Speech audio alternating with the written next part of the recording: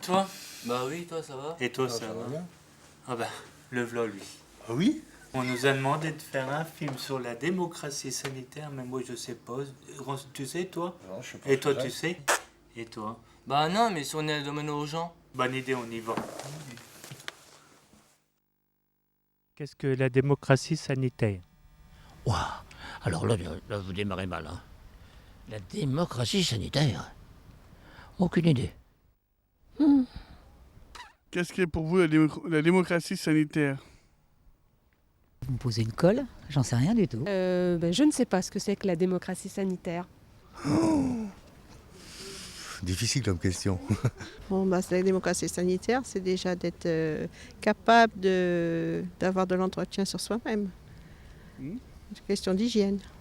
Si je vous dis la santé pour tous, ça vous parle? Oui. La santé pour tous, c'est important, oui. La santé pour tous, oui, c'est la capacité d'accès aux soins pour tout le monde. La même égalité, les mêmes égalités de soins pour tout le monde, en fait.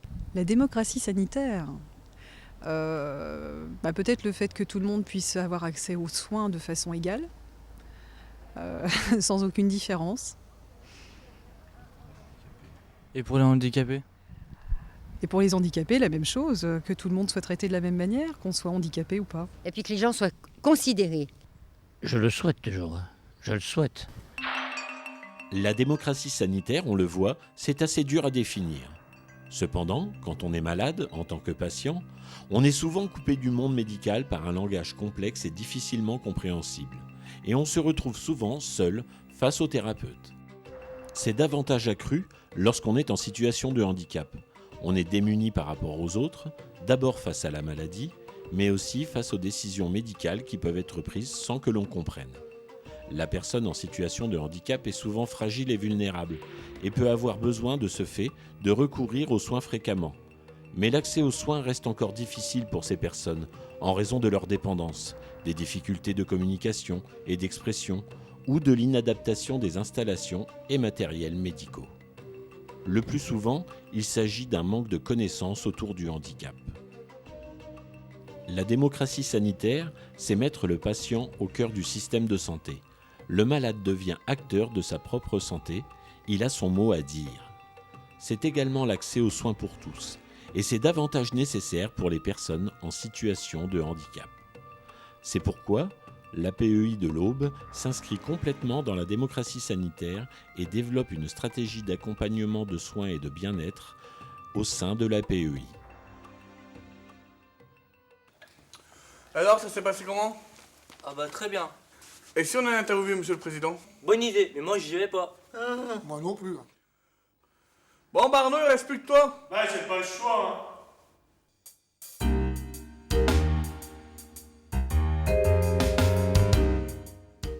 Bonjour, monsieur Messinger. Qu'est-ce que c'est la démocratie sanitaire? Alors oui, effectivement, la démocratie sanitaire, c'est un grand mot.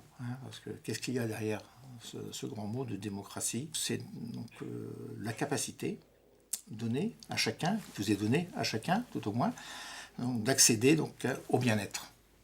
Et le bien-être dans une forme générale, c'est du bien-être donc principalement au sens large, mais particulièrement donc, grâce à la santé, grâce à une bonne santé.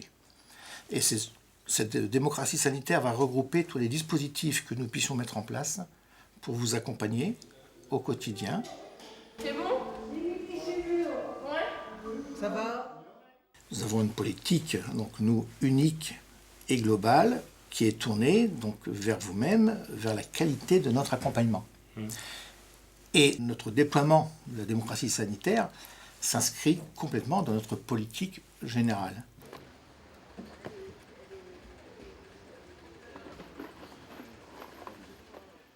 Et le vieillissement, aujourd'hui, nous fait prendre conscience que nous devons renforcer cet accompagnement au quotidien dans votre parcours de santé, et puis malheureusement, s'il le faut, dans le parcours de soins derrière. On est surtout, donc nous, à rechercher que dans votre parcours de vie, que vous soyez toutes et tous donc bien, vous soyez bien dans votre tête, bien dans votre corps, dans votre esprit. Quand on est bien dans sa tête, quand on est bien dans sa peau, comme on dit chez moi, et donc souvent on est beaucoup moins malade. Ben, on va voir comment s'applique cette politique au sein de la PUI. Loïc, tu vas interroger Monsieur Baudin. Ok, pas de problème. Bonjour Monsieur Baudin. Qu'est-ce que c'est pour vous la démocratie sanitaire?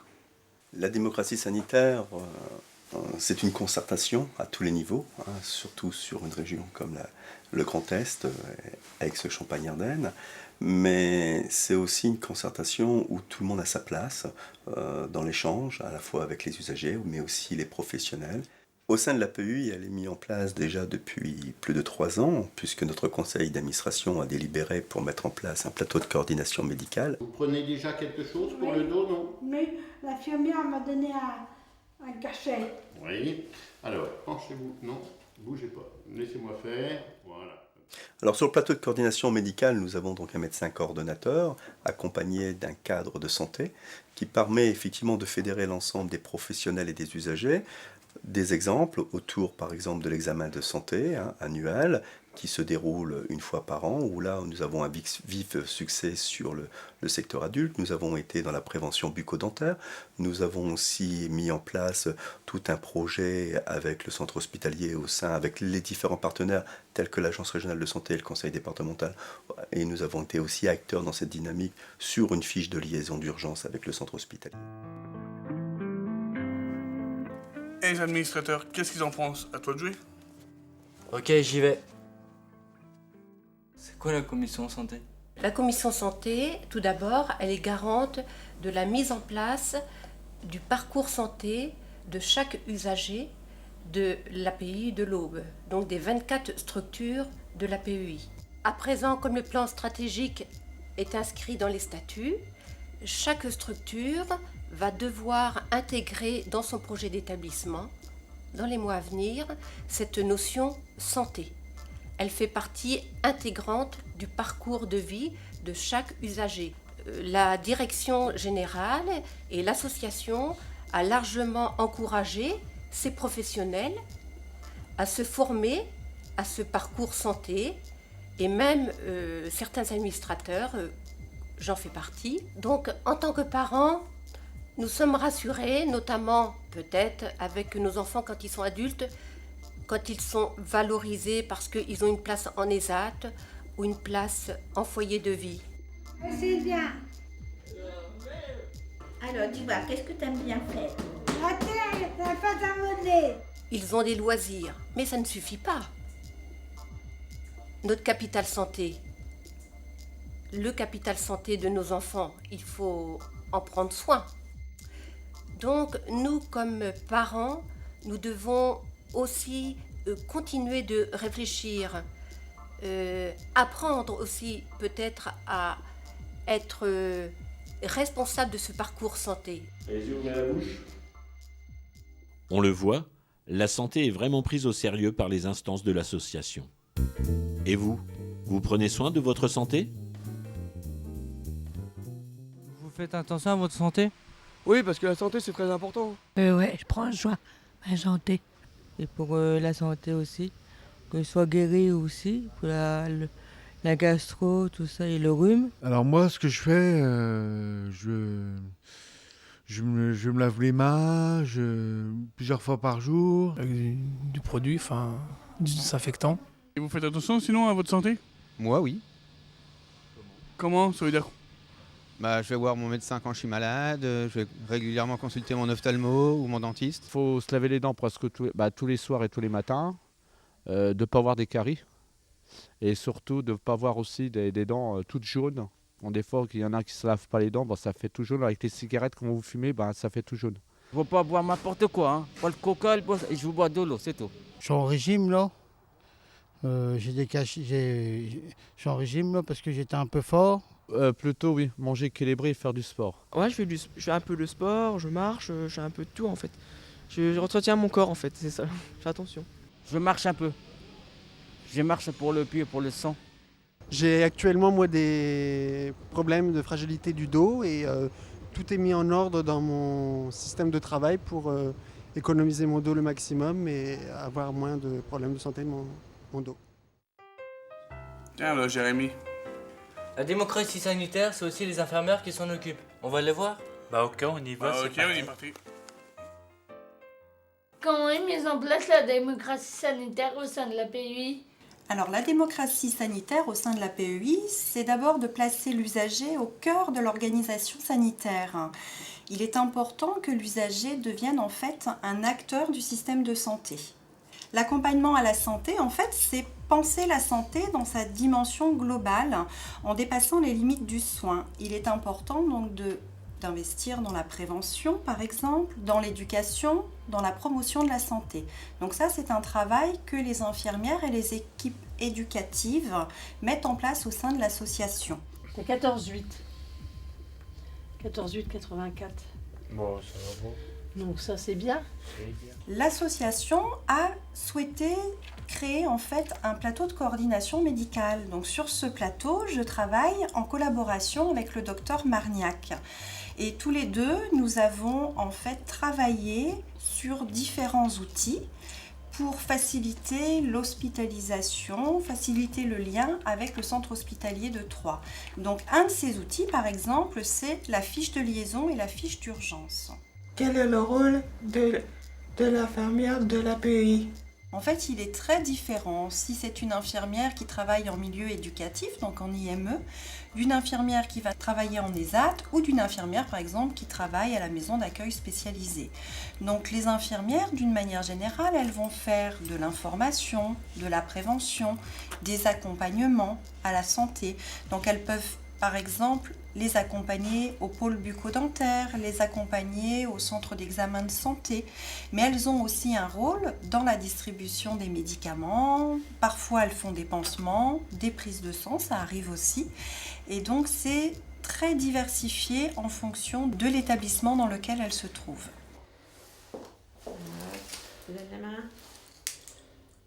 Ah, c'est pas parce que c'est rose que c'est pour les filles. Qu'est-ce que vous faites? Je suis infirmière et j'accompagne les usagers qui travaillent à l'ESAT Le Menois pour tout ce qui correspond à la santé. D'accord.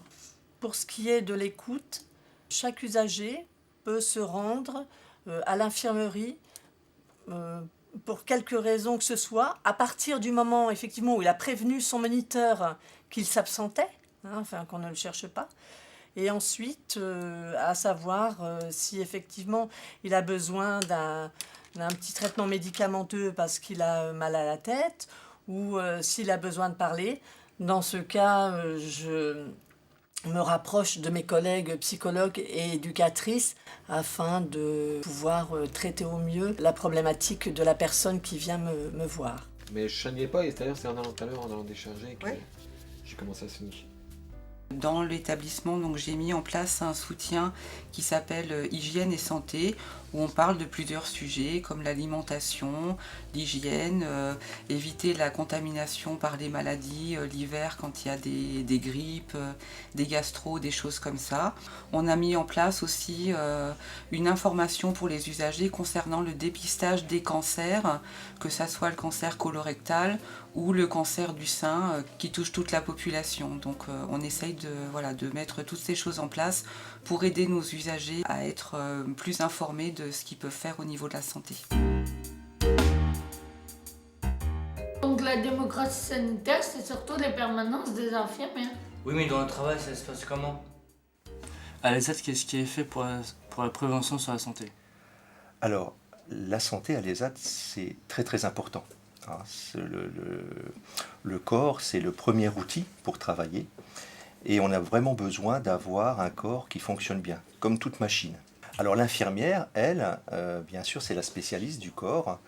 Et elle nous aide à mettre en place différentes mesures de prévention, c'est-à-dire déjà avoir un corps qui peut être musclé, moins musclé, ça va dépendre du travail que l'on fait, puisque par exemple les personnes qui travaillent en espace vert, qui travaillent dehors, qui travaillent au froid, au chaud, eh bien ils ont besoin d'être suivis, ils ont besoin d'être entraînés à bien travailler. Ensuite, il faut protéger ce corps.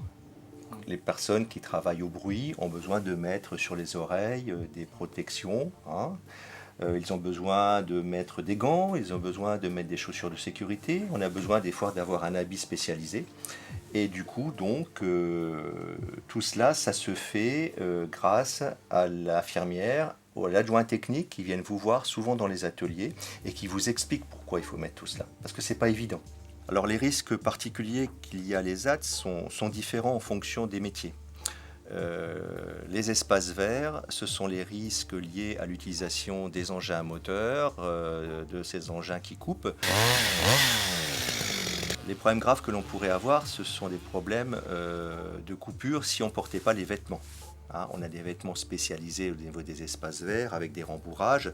Donc quand on coupe des arbres ou quand on coupe des branches, on a ces vêtements qui nous empêchent d'être coupés. Ça, c'est une chose. C'est important la sécurité pour votre travail ? Ouais, c'est important. Que si des fois on fait de la taille, il y a un bout de bois qui tombe sur les pieds.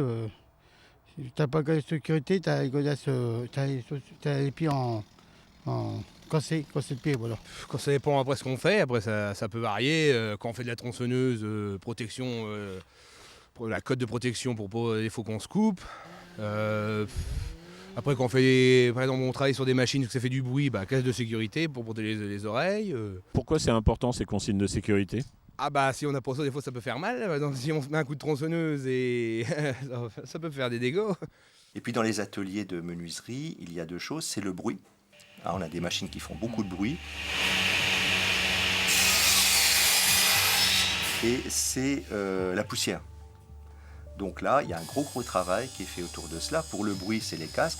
Pour la poussière, eh bien, c'est de savoir travailler sans utiliser la soufflette, sans remuer un petit peu toute la poussière, d'avoir des contrôles réguliers sur les aspirations. Donc c'est vraiment deux lieux qui sont, on va dire, dangereux.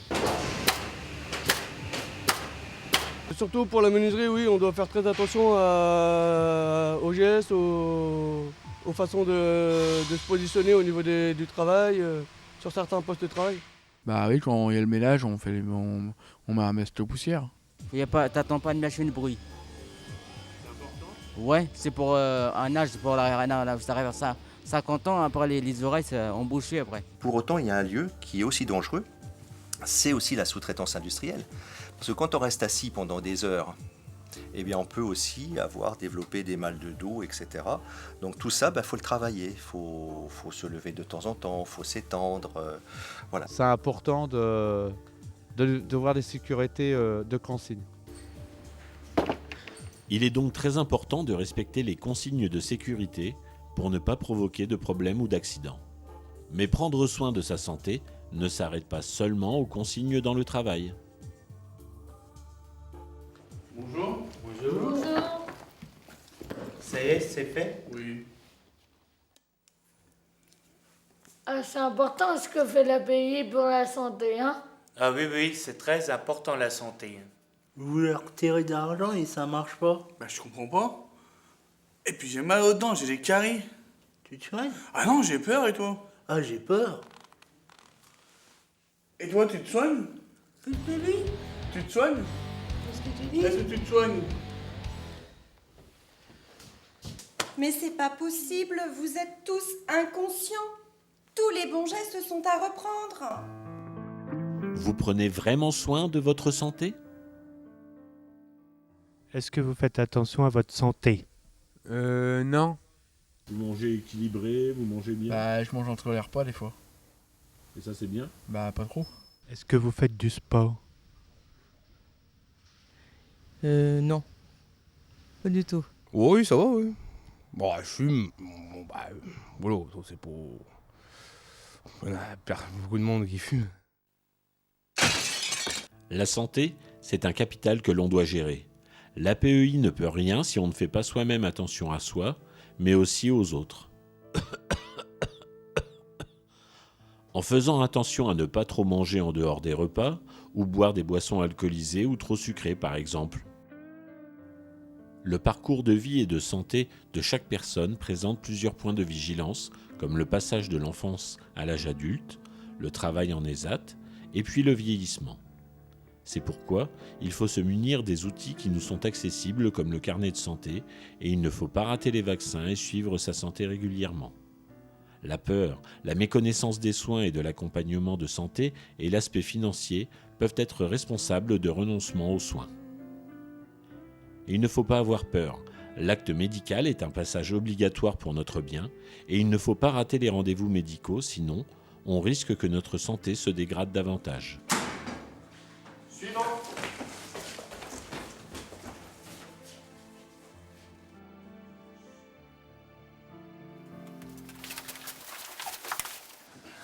Alors, il ne faut pas avoir peur du dentiste, il ne faut pas le fuir. D'accord. Et la carte vitale ne sert pas à retirer de l'argent. D'accord.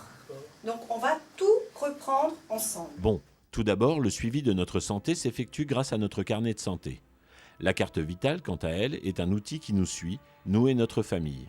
Elle nous sert à nous faire rembourser les frais de consultation et les médicaments en complément avec la mutuelle. Alors, le carnet de santé, c'est un carnet qui est remis à la naissance de chaque personne et qui doit être conservé tout au long de la vie. Dedans, donc, sont notées les maladies que vous avez eues, les allergies éventuellement, les antécédents de votre famille et surtout les vaccinations. Donc, c'est important que ce carnet de santé, vous le présentiez à votre médecin à chaque visite pour qu'il surveille si vos vaccinations sont bien à jour. Vous pouvez aussi le montrer aux infirmières des établissements qui peuvent vous aider à voir si vos vaccinations sont bien faites correctement. Le personnel de la PEI est là pour vous aider dans ces démarches auprès des professionnels de santé. Nous sommes là pour vous, même dans les moments les plus difficiles, comme une hospitalisation par exemple, avec la création de la fiche d'urgence. C'est un outil important mis en place par la PEI qui permet d'assurer une bonne liaison avec les hôpitaux.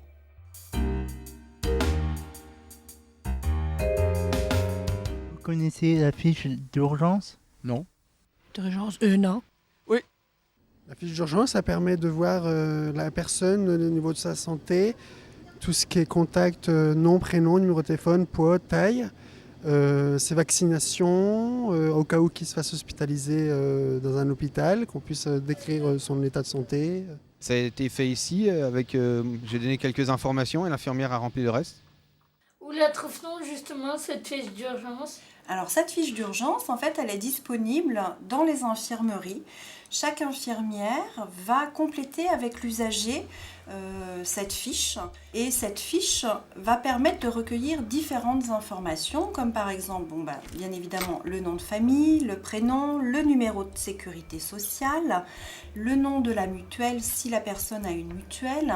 On va recueillir aussi les vaccinations qui sont importantes et puis avoir des informations sur les antécédents médicaux, les antécédents psychologiques, les antécédents chirurgicaux, savoir s'il y a déjà eu des opérations.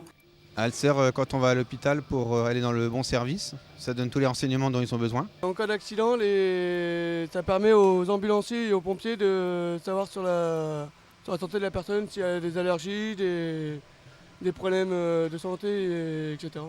Et toutes ces informations, en fait, vont permettre au personnel du centre hospitalier d'avoir une vue d'ensemble sur la personne qu'ils vont accueillir et plus précisément la personne en situation de handicap. La fiche d'urgence, c'est fait. La fiche d'urgence, c'est important, mais il faut bien prendre soin de soi. Faut faire ça tous les jours. Il ne faut pas se reposer sur les dispositifs et les institutions pour notre propre santé.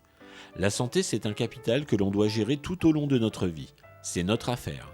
Cela commence par des gestes simples de prévention au quotidien, par des gestes d'hygiène tout simplement.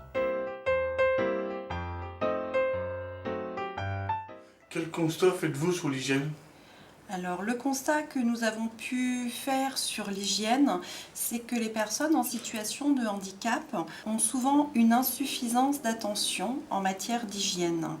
Il est parfois très difficile pour elles de prendre connaissance de leur corps, mais également d'accomplir des gestes de la vie quotidienne tout simples comme faire une toilette, se brosser les dents. C'est quelque chose parfois qui est compliqué. Alors en matière d'hygiène corporelle, en dehors du fait d'expliquer à certaines personnes la manière de se laver d'une façon logique, parce qu'il y a des gens qui ne savent pas par où commencer, j'ai de nombreuses fois appris aux usagers à se laver les pieds. Et donc je les mets en situation avec une bassine et donc je leur explique comment on se lave les pieds et comment on se les savonne et comment on se les sèche. La méconnaissance du corps peut donc être une cause de négligence de l'hygiène pour soi, mais aussi pour les autres. Il faut faire attention à son hygiène corporelle, se laver, changer tous les jours ses affaires de corps, sinon on se retrouve seul. Ça y est, je suis tout propre. T'es tout ça, t'as les mêmes habits. Ah oui, c'est vrai. Vous changez les habits tous les jours. Alors par ailleurs, il est vraiment important au sein de l'association de se dire que l'hygiène, c'est l'affaire de tous. Ça ne concerne pas uniquement les infirmières, mais ça concerne tous les personnels qui travaillent au sein des établissements. C'est l'hygiène alimentaire, c'est l'hygiène corporelle, c'est l'hygiène de vie. Donc tous ces éléments sont vraiment très importants. Donc bien se laver les mains. Il faut se laver les mains avant et après chaque tâche. Travail, toilette, jardinage, pour éviter les contaminations.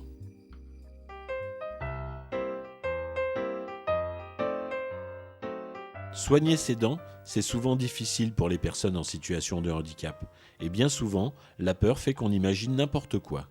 Suivant.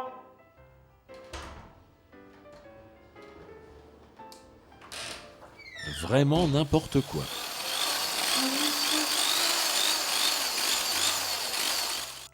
La peur du dentiste et l'aspect financier sont les deux premières raisons du renoncement aux soins pour les personnes en situation de handicap.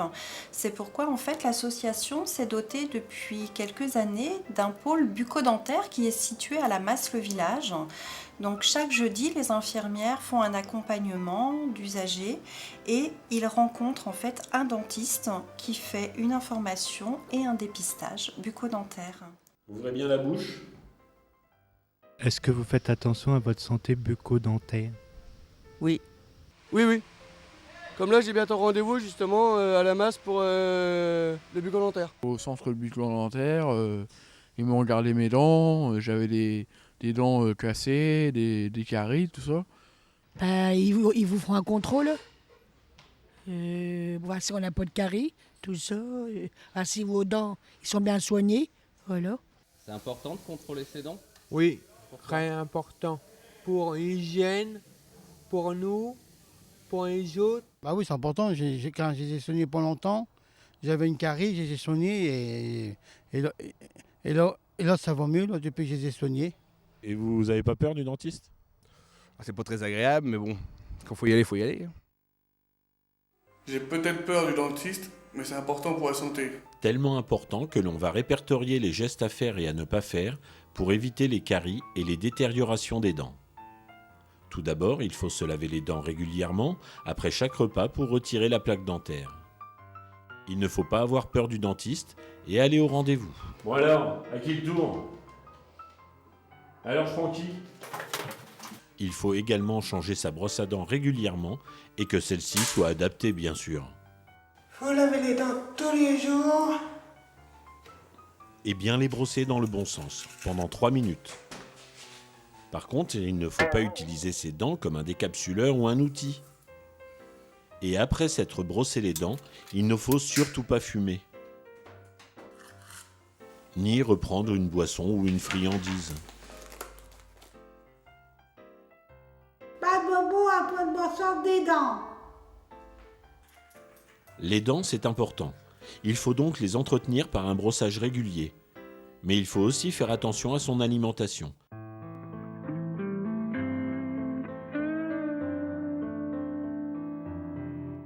Est-ce que parfois on vous interroge sur l'hygiène alimentaire?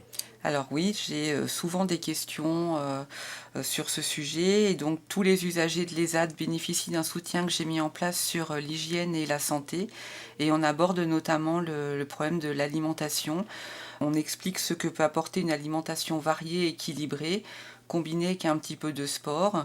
Donc voilà, on fait un point sur les aliments indispensables, les fruits, les légumes, les protéines, les féculents, et puis sur les aliments dont notre corps a un petit peu moins besoin, qu'il faut consommer de façon plus modérée, comme les sucreries, le sel, les matières grasses.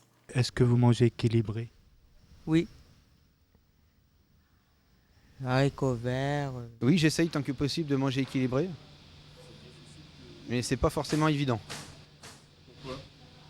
On a toujours tendance à vouloir manger la même chose, donc ça ne nous aide pas forcément. Des fois, bon, je mange un peu, des fois, moi, bon, des fois, c'est pas évident, hein, faire attention.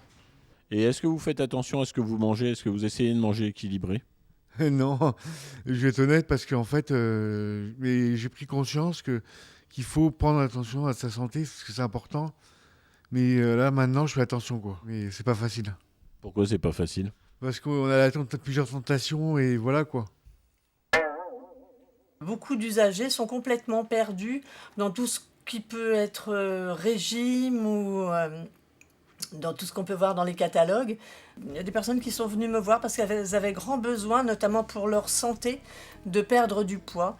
Et donc on a repris tout ce qui était l'alimentation ensemble, afin de pouvoir tricoter des menus qui étaient aussi faciles à réaliser et puis abordables au niveau de son budget. Alors on aborde effectivement les risques d'avoir une alimentation qui n'est pas très variée, pas très équilibrée, comme certaines maladies, comme le diabète, le cholestérol, toutes les maladies cardiaques, si on consomme trop de sel. Effectivement, on aborde tous ces sujets-là et j'ai beaucoup de questions par rapport à ce sujet. Oui. Nos usagers ont tendance aussi à boire énormément de boissons sucrées avec les distributeurs qu'on a. Donc je leur explique le nombre de morceaux de sucre qu'il peut y avoir dans une canette. Donc bon, voilà, pour la plupart, ils sont horrifiés, mais ça n'empêche qu'ils continuent quand même à boire des boissons sucrées. Donc je leur explique que la seule boisson dont ils ont besoin, c'est de l'eau en fait. Certaines personnes ont des difficultés à avoir une bonne hygiène alimentaire. Les images qui suivent ne sont pas là pour les culpabiliser, mais pour les informer davantage sur l'importance de bien faire attention à son alimentation et ne pas trop se resservir, par exemple. N'est-ce pas, Arnaud? Manger bien équilibré. Ainsi, il faut manger régulièrement et à heure fixe. Ne pas abuser des sauces. Et bien sûr, il ne faut pas grignoter entre les repas. Il faut éviter de manger trop salé ou trop sucré. Et surtout, pas les deux à la fois. Il faut manger équilibré, ne pas abuser des féculents et varier les repas. Évidemment, il ne faut pas se laisser aller devant les distributeurs de boissons sucrées. On peut s'accorder des petits plaisirs, certes, mais il faut manger à satiété sans exagérer. Oui, allô? Ce serait pour commander 2 pizzas, s'il vous plaît. Oh, puis 3, parce que comme j'ai beaucoup faim. Oh, puis non, c'est pas bien de grignoter entre leurs repas. Et quand on a bien mangé, il faut penser à bouger et à éliminer, n'est-ce pas? Oh là là, qu'est-ce que j'ai trop mangé? 2 cheeseburgers, un kebab, plus des frites, c'est normal. Et plus une glace? Oui, en plus, c'est pour ça qu'on est pas bien. Bah alors les gars, venez faire du sport, ça va vous faire du bien. Je crois qu'on va peut-être y aller. Elle a raison.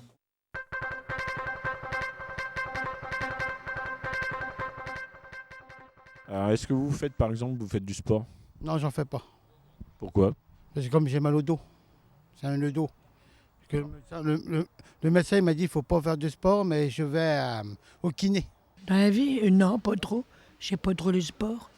Oui, le foot, à la Borois. Je fais la course à pied.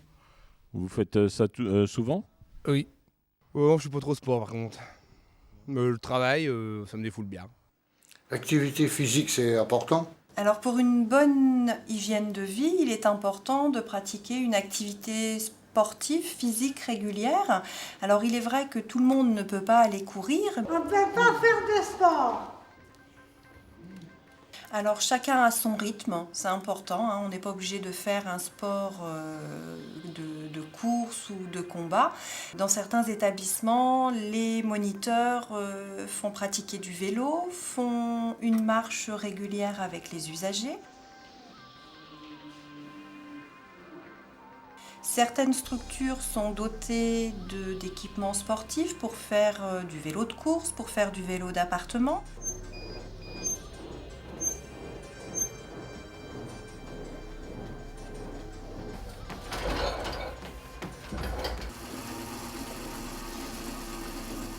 On a aussi au sein de l'association un joli complexe sportif où nous pouvons faire du basket, du hand, on peut également courir. Donc c'est vrai que la discipline sportive peut se pratiquer en tout genre.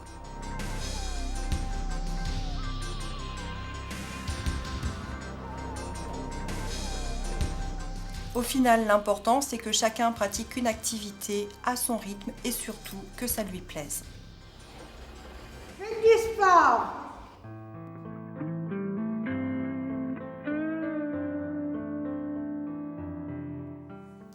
Bon, alors maintenant, nous allons passer à la vie amoureuse.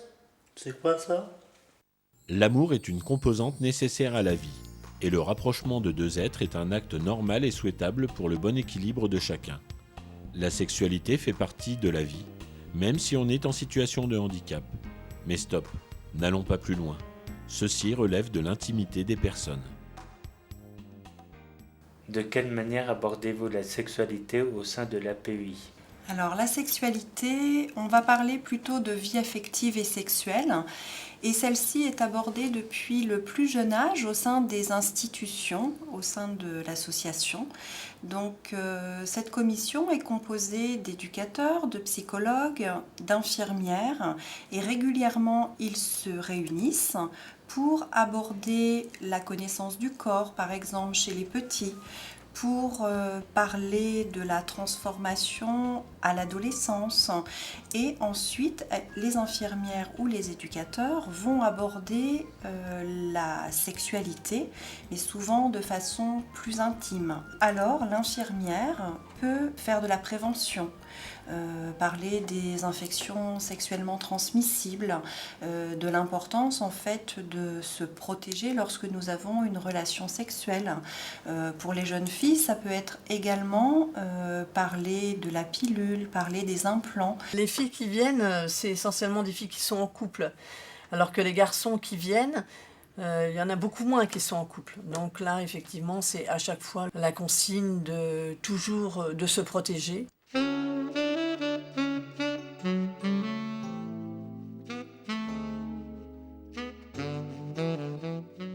Ah bon, alors il faut être prudent?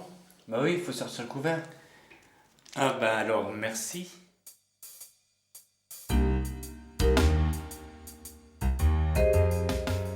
Moi demain, je passe l'examen de santé. Ah bon? C'est quoi ça? Alors le centre d'examen de santé, tout d'abord, il se situe à Troyes. Il est accessible à toute personne qui souhaite faire un bilan sur sa santé. C'est quelque chose qui peut se faire tous les 2 ans et qui est totalement gratuit. Donc ça, c'est important de le savoir. Actuellement, les infirmières accompagnent des groupes d'usagers une demi-matinée par mois sur ce centre d'examen. Bonjour monsieur, Bonjour. Venez suivez-moi s'il vous plaît. Alors comment se passe une séance au niveau du centre d'examen?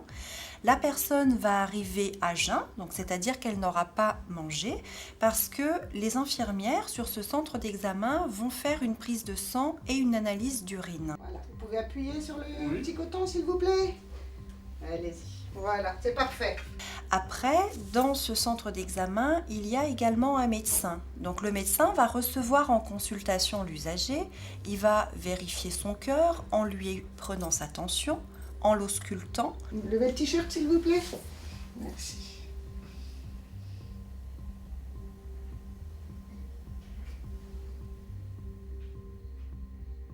Ce qui est rassurant pour les usagers qui se rendent à ce bilan de santé, c'est que l'infirmière qui les accompagne va remplir avec eux en fait un petit questionnaire de santé, va leur poser beaucoup de questions, d'où l'importance, et c'est ce qu'on a déjà parlé, du carnet de santé. C'est vraiment très important d'avoir un carnet de santé.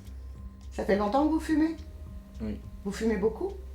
Non. Et vous avez jamais imaginé arrêter de fumer? Ce serait quand même bien pour votre santé. On peut vous aider. Et comptez une petite quinzaine de jours pour recevoir les résultats chez vous et la même chose chez votre médecin. Et environ 15 jours après, par courrier à leur domicile, les usagers vont recevoir les conclusions et un compte-rendu pour savoir s'il y a des choses à faire en matière de santé. Et là, Le médecin du plateau médical va rencontrer les usagers avec les infirmières et ensuite réorienter vers le médecin généraliste pour pouvoir procéder aux examens si c'est nécessaire. Ouais. Allez, on y va. Merci, docteur. Merci, docteur. Eh ben de rien.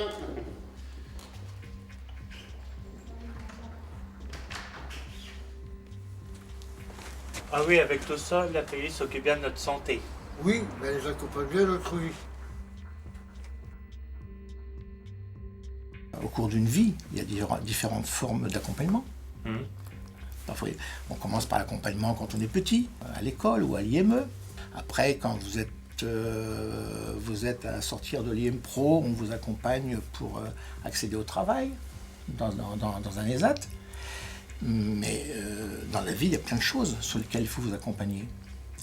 Et afin que vous soyez bien vous-même, que vous soyez bien, comme disent les jeunes, et vous êtes jeune, vous Arnaud. Tout à fait, oui. Qu'on dise, pour être bien dans ses baskets, eh bien, il faut être bien dans sa peau, il faut être bien dans son corps, il faut être bien dans sa tête. Et ça, c'est du bien-être, c'est de la santé. Et ça s'inscrit totalement, nous, dans la politique de la paix de l'Aube. Ainsi, la démocratie sanitaire au sein de la PEI de l'Aube consiste à se mettre au service de tous les usagers afin de préserver leur santé et surtout leur bien-être. Voilà, on a bien travaillé sur la santé avec la PEI de l'Aube. La santé, c'est important. Maintenant, à vous de jouer. Prenez-en soin. La santé, on en prend soin. D'accord.